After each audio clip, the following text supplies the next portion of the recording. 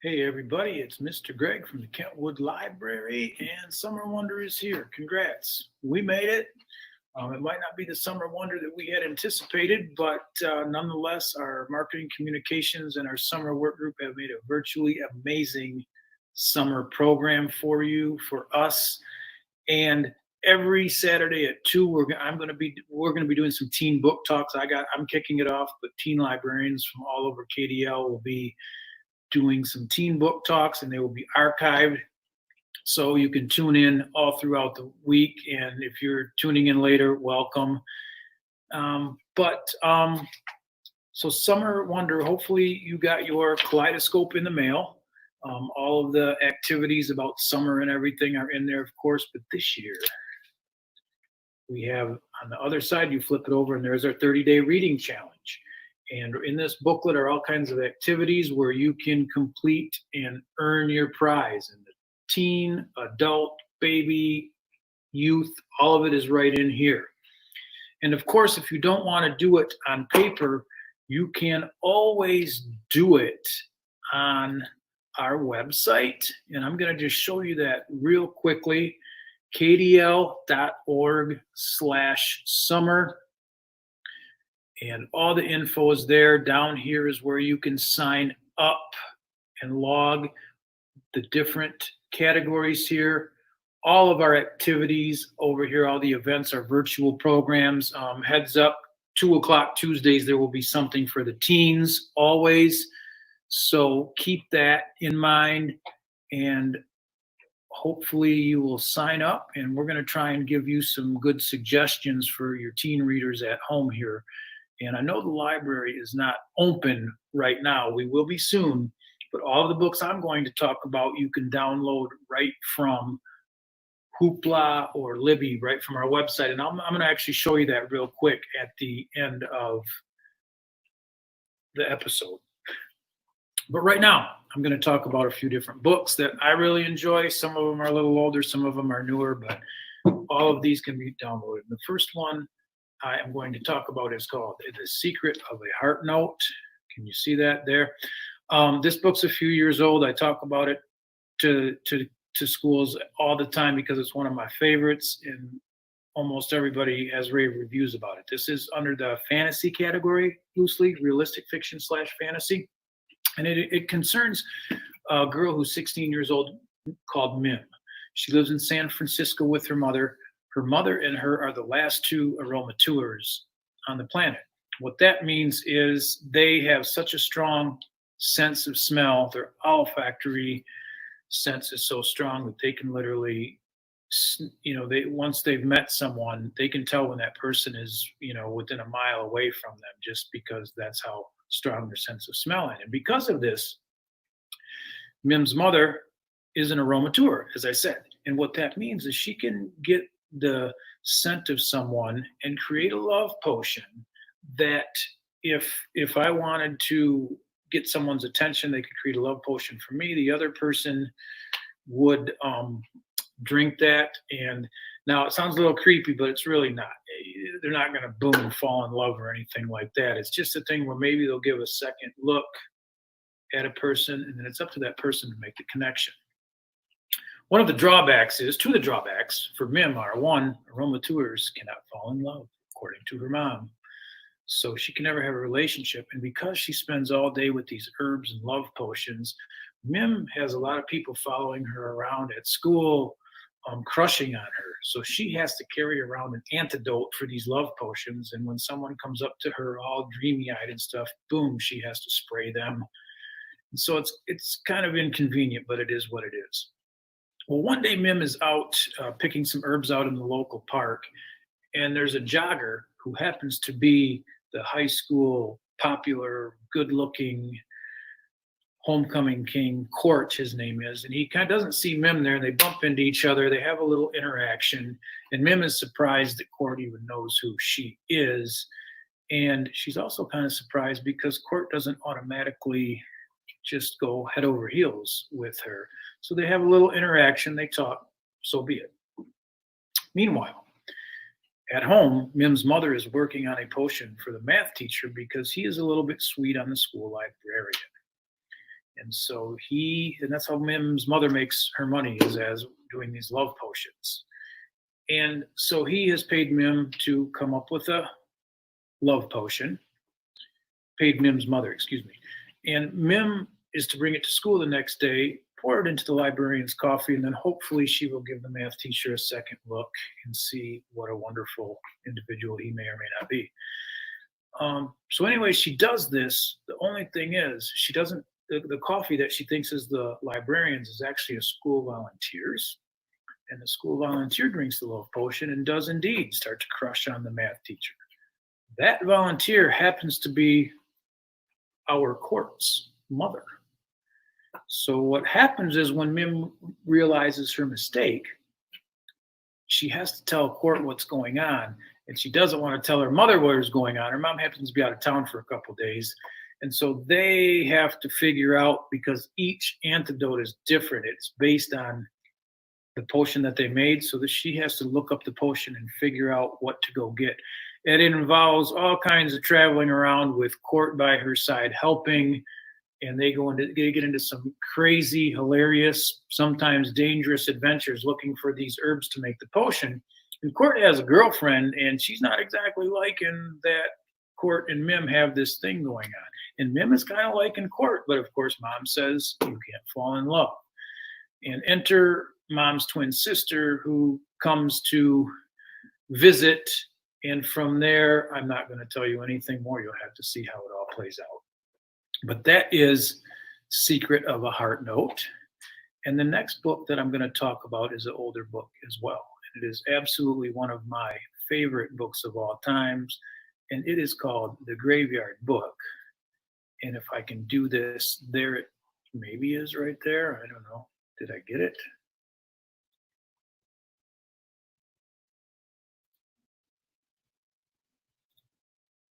There, Graveyard Book. Thank you. Hey, thanks for bearing with me on that. That was not a technical issue. That was a technical operator issue. Trust me, I'm learning a new technology, though. That's a great thing. The Graveyard Book, phenomenal book. It has the stay. It's gonna be around for a really long time. It won the Newbery way back in 2008, 2009. This concerns, at the beginning of the book, our main character is just a baby. We don't even know his name. But in a gruesome first chapter, an intruder comes to the home, murders mom and dad and the sibling. Maybe there's two siblings. Baby crawls out of the crib, down the stairs, out the door, down the street, into where? The graveyard, right. So baby is in the graveyard, and this is a special graveyard because there's lots of ghosts there that come out at night, and they find this baby, and they decide that, well, we're going to have to raise this baby. This baby is obviously in trouble. So Mr. and Mrs. Owens, some of the graveyard inhabitants, decide to adopt this baby. They name the baby Nobody, Bod for short. So we have Bod Owens. And they give him the freedom of the graveyard. And that's where Bod grows up, meets all of the different interesting characters who inhabit the graveyard, makes some friends, all ghosts, of course, goes on some great adventures, and he grows up. He goes into, he finds a secret passageway into the land of the ghouls who actually feed on corpses' flesh, and has a big adventure with them. And there's also a caretaker in the graveyard called Silas. And Silas is kind of this, I get the feeling, a vampire kind of dude that can go out of the graveyard and into the graveyard. The ghosts cannot leave the graveyard. He also goes on an adventure and meets and finds this creature that guards a treasure way down deep in this chamber below the graveyard. He meets the oldest inhabitant of the graveyard, or the one who's been there the longest, and it's basically a 12-year-old girl, Eliza, who was actually considered a witch way back in the 1500s, and they become best friends, and she shares the adventures with Bod. He also meets a live girl, whose mother is a writer, and she writes in the graveyard, and the girl is running around, and her and Bod become very good friends. Mom doesn't even thinks that Bod is an imaginary friend of her daughter's. Well, so as Bod grows up, and one day he's a teenager, and he wants to go to school. He's getting schooled from a school a former school teacher in the graveyard, but it's time he wants to go to school and interact with other living beings. So Silas sets that all up, and he starts going to school. And for the most part, he's just kind of going to school. He gets into a few little scrapes that raise a little eyebrow. But the main thing that happens is he decides to the creature that he meets. He stole a piece of treasure there. Eliza does not have a headstone, and he wants to get her. So he decides to sell this artifact. And the pawn shop recognizes this the pawn shop operator recognizes this for something that is absolutely valuable. In fact, that he kind of knows what it is. And what the chain of events that this sets off is that he alerts Jack, who is the man who killed Bod's family. And Jack's been looking for Bod for all of these years, along with this brotherhood that Jack belongs to. And so we're going to find out exactly why that happened at the beginning of the book, why they're after Bod, and how it all turns out. The last book that I want to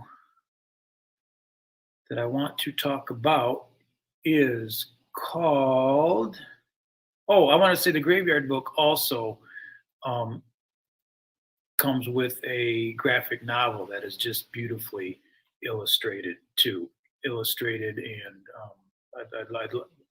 you can also download that at Hoopla. So the last book that I'm going to talk about is called With the Fire on High, and this is actually written by, right now, the author that I am enjoying so much, Elizabeth Acevedo. You might know her from the Poet X from a few years back, and she also has a new book right now, Clap When You Land.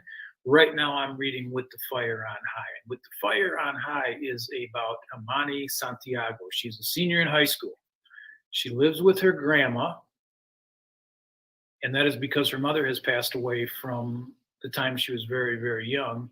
And her father lives in Puerto Rico, and he only visits once a year. So she lives with her grandma and Emma, aka baby girl, who is 3 years old. And Amani had her when she was in 9th grade.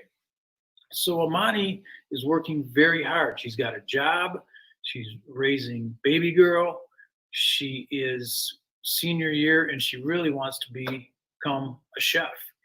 She is a wonderful cook, a wonderful chef. In fact, in the kitchen, she's always coming up with new recipes and adding things to them. And, it's like a work of art. Well, in her school, they actually have, senior year, they offer a special culinary school class. And it also features a top-notch world-class chef teaching it. And you can spend 1 week in Spain immersion after you do this, like interning at a restaurant or something. And she's a little skeptical at first, but she doesn't enroll in the class and gets accepted. And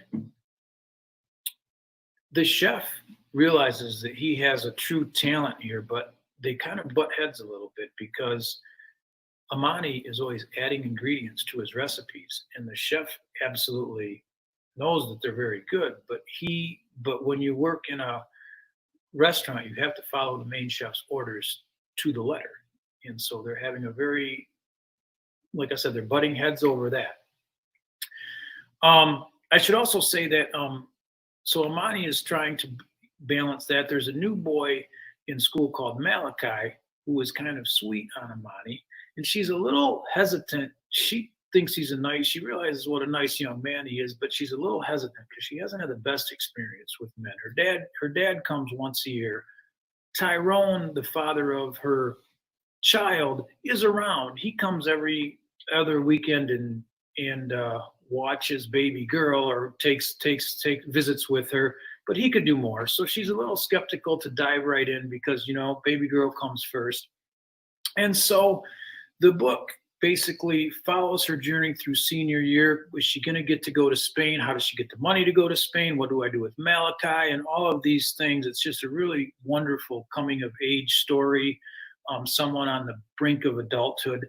And again, if you have not read Elizabeth Acevedo yet, Poet X, Clap When You Land, With the Fire on High. Just one of the most phenomenal authors that I have seen, in my opinion, so far lately. So those are my 3 books for this week.